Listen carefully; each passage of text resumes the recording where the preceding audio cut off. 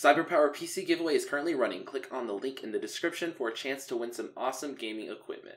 What's going on, Nasty Nation? It's Nasty, and let me just start off this video by saying I am and always have been a huge fan of Imaqtpie, but just a couple weeks ago we got matched in a game together, and let's just say not only did things not go well, but he certainly felt that I was at fault for the loss. Now, I understand everyone has rough days, and sometimes people let their emotions get the best of them. So in this video, I'm not going to focus on Imaqtpie flaming me, and instead I'm going to take it as a learning experience. I'm going to go back and rewatch the game we played together and figure out if there was any sense in what he was saying and find out really just if this loss truly was my fault. So with all that being said, let's jump into the game. So I think it is worth noting, not necessarily trying to say this as an excuse, more so just trying to admit it myself, but at the time of this game was being played, I hadn't played League in a while, so I wasn't at my best form by any means, and I understand that I will be playing a little bit poorly during this game. He uses W. There's no point in trading against him. Wow, my Nami. The way he traded that was interesting.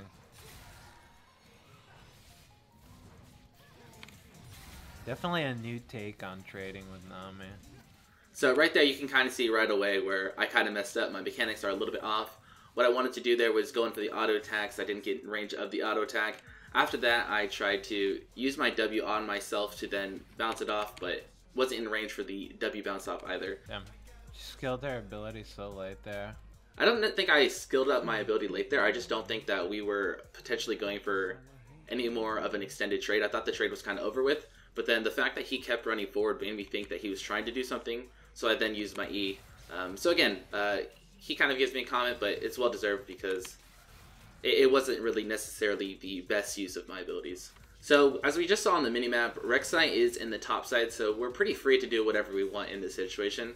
At the same time though, we are having them pushed under tower, so it's very limited as far as what we can do. I can in some situations look to land a bubble at the same time that Kog'Maw is going for a last hit. But even then, we don't really have too much kill pressure. So I don't think we can really do too much in this lane. But as this lane starts to reset, that's when I think the lane will get a little bit more active once again. Right there, I did the W trade back off of me and then off of them. Kind of what I was trying to do earlier in the game, but failed it at level 1.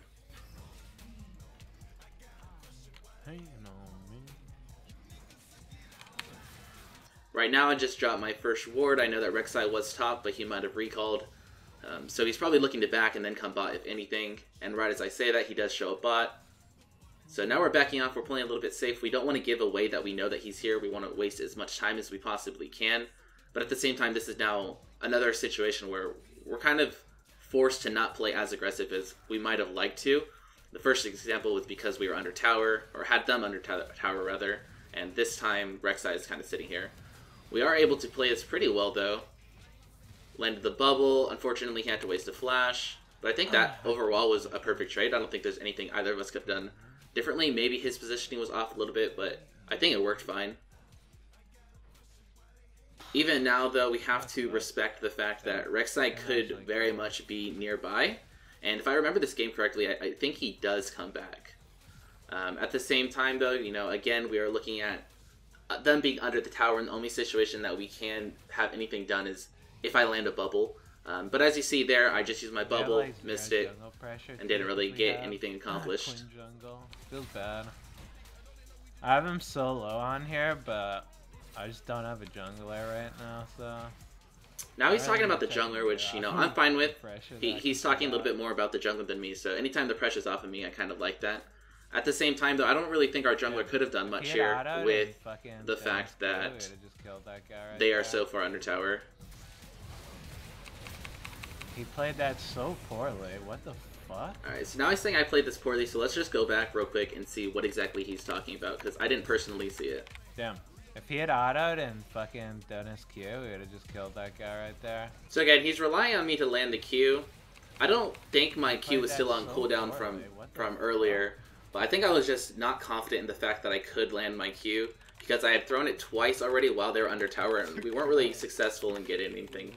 So I think for that reason I was kind of a little hesitant to throw my Q again. Felt like it would just be a wasted cooldown, And then I was also afraid that if Rek'Sai showed up and my Q was on cooldown from trying to go after the Cog under tower, that we would just die. Unfortunately, Rek'Sai did show up, and even with my Q, it wasn't enough because of the fact that he didn't have his flash. Because, yeah, I pretty much know what to expect out of this lane. Should just wait. Just go late game. Late game's not really that good for me, but it's better than trying to play aggressive right now. Dude, after just playing support to going to like a random solo queue support, that's what really wets my whistle. That's what I really like. Because it reminds me how hard it is to play support and why I shouldn't flame anyone for it. Truly a difficult role. Throwing a little bit of shade there towards the role, but I think again, like I said at the very beginning, I think his emotions might be just, a little bit high right now.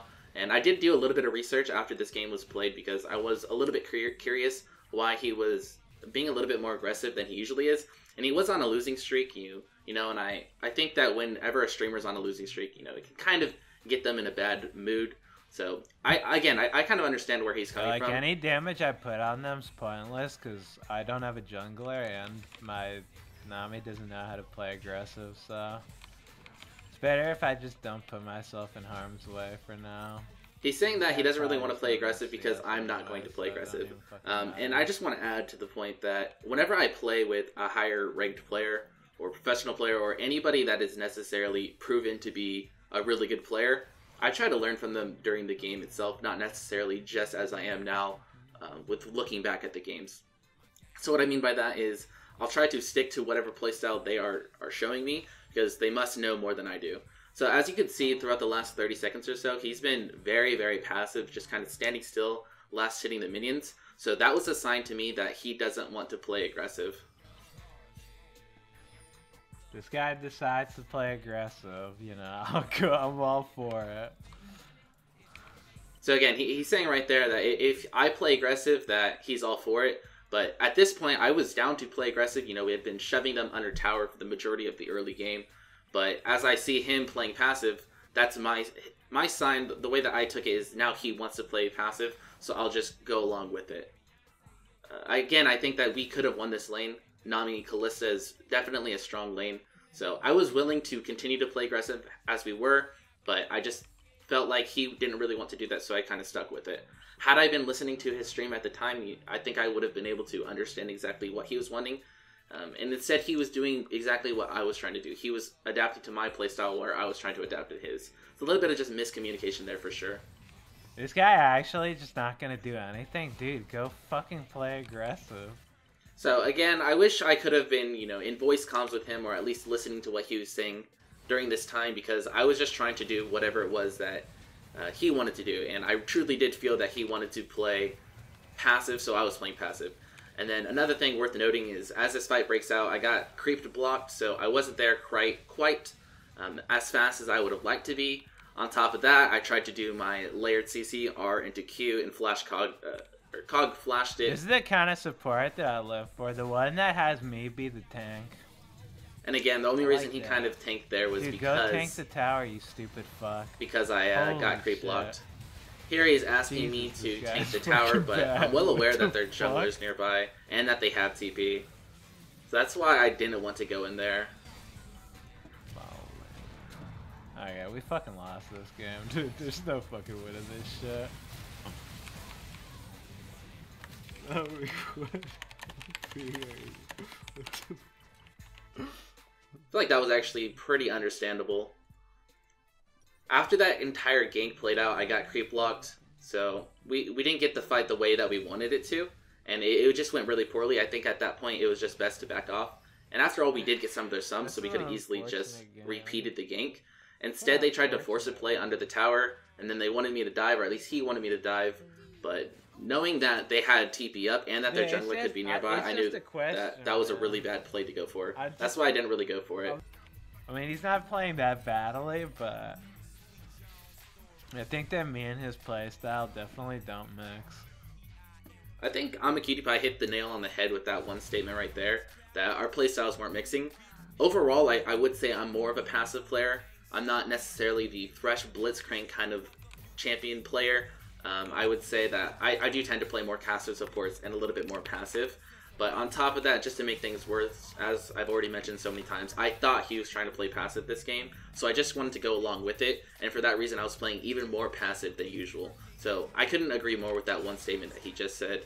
The fact that we do have different playstyles overall, as well as in this game, that really conflict with each other, and we weren't able to get a lot done because of it. Right now we're finally getting back into the action, so at this point, you know, maybe I was kind of down to play a little bit more aggressive. He's finally showing some signs once again of willing to play more aggressive. But at the same time, you know, now we have Azir and Rek'Sai again once again in the area. So not much we could do. Here with Quinn coming in, I landed the layered CC, R into Q. Khan flashes away. I think I might have overextended a little bit in that trade there. Luckily, it seems like I'm going to be able to get out alive, so I don't think he'll have too much to say about that. And I think, similar to the situation earlier into the game, we weren't on the same page. I wanted to go in there, and he didn't really want to as much. That was the case in the first gank when I got creep locked, so I wasn't necessarily in the fight. This time, I was in the fight, but he wasn't. So again, a lot of confliction with our playstyles and our decision making as far as what we want to do. Or some shit. Oh my god. Once again, I barely get out with my own life. That's a 4v2 dive. I would say in this situation, there was not necessarily a conflict of interest that really separated what we could have done. It was just a simple 4v2. God damn it. I was trying to get the fucking Nami to be the one to get initiated on because I have ulti for her, but she ran too far out. I should have just fucking ultied her into them. Okay, so I guess there was some conflict there. He wanted me to tank it for him so that I could use the ulti after I got caught. I guess that makes sense, but at the same time, my personal opinion is anytime a fight breaks out and I know that guaranteed it's not going to work out, I figured it's better for it to be a 1-for-nothing guaranteed rather than a guaranteed 2-for-nothing. So the minute I saw that 4-man dive happening, I kind of just left him, figured he was dead guaranteed, and tried to get out and save myself. Despite all the problems that we've had thus far in this game, I think there is definitely a chance for us to come back if we decided to play a little bit more passive and just try to scale. The fact that we were so willing to continue to fight when we had such a scaling comp really set us behind even more. And I think that not just Imaqtpie, but everybody on our team had this mentality that we had to continue to play aggressive and look for skirmishes. When, you know, personally, I don't think that that's what was best for us.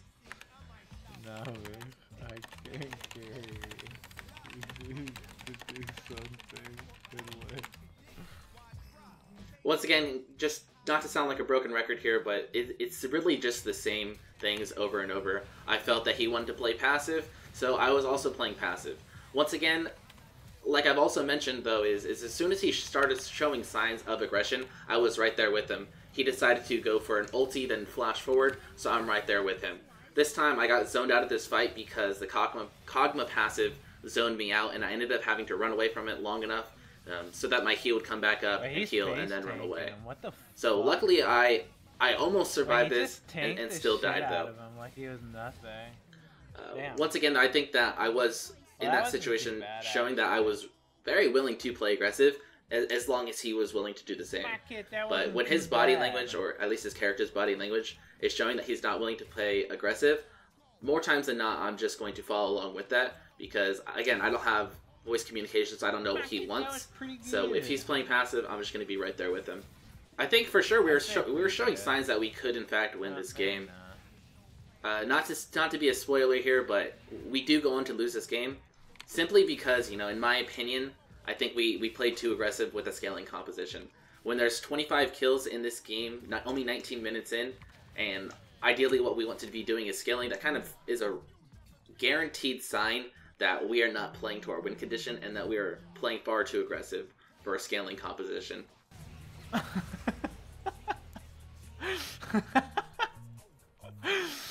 Oh my god, dude. It's the fucking goof troop, man.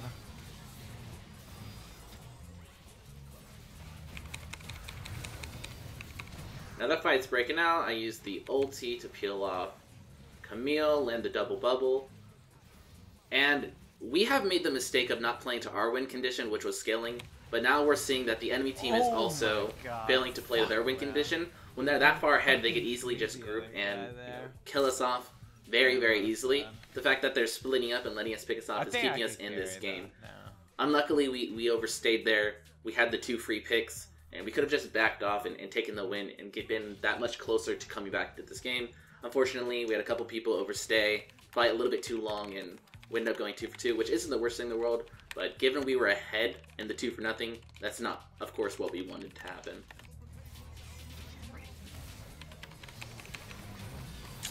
God damn it. Kitty gets picked off there. I wasn't really expecting the burst from Camille, so that's why my ult came in so late. I definitely could have used it earlier, but a little bit of a if he actually loses this, my god. On my hand for sure. Okay. I think that our chances of winning this game solely depended on us scaling and not getting caught. Those were the 2 main things. He kinda need his bubble on that fucking slow target. Feels bad. It also seems like the attention has kind of drifted away from me as the game has progressed. But, you know, I'm a cutie pie. Just reminded me that I'm playing bad right there. Gives me a little comment about how I missed my bubble. Understandably so. I probably shouldn't have missed that. Not an excuse, but Nami does have animations that are fairly difficult to land because of how obvious they can be. Again, that's not an excuse. If you play Nami enough, as much as I do, then you should be able to land your bubbles in most situations. Another pick, though. Cutie Pie gets picked off, Quinn gets picked off, and I think this is about the end of the game. I'm not sure if we defend this or not, or if our team even attempts to defend this. But it looks like it's wrapping up. I can't imagine us being in this game much longer. Nexus is 200 HP, and he gets taken out right there. Holy shit, those are some power players we got on that team. Woo! Mamma mia, dude. What a team. I like that, dude. I like that one a lot. So my main purpose of making this video and going back and watching this game was for a learning experience. I wanted to not just focus on the fact that I was getting flamed by Cutie Pie, but more so as what was he trying to tell me by flaming me? Was there really a message behind it, and was there a way that I could learn from it? Going back and watching this game, I feel like I did learn a little bit. I learned to not necessarily always judge a player by their champion's body language. I jumped to conclusions there for sure. I thought he wanted to play passive, so I played passive, and that really set us behind. When we were in a Nami Callista lane versus a Kog'Maw Rakan, we definitely had the upper hand, and we could have punched that lead for sure and put our team in a better direction and had a better chance at winning this game. Do I think that I was the sole reason we lost this game?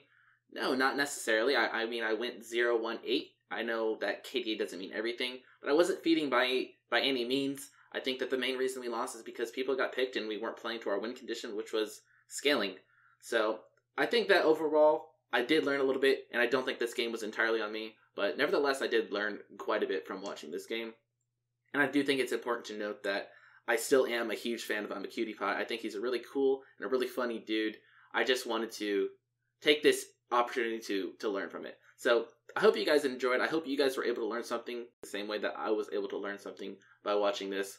Make sure to drop a like and subscribe if you haven't already. And as always, I will see you guys next time. Peace.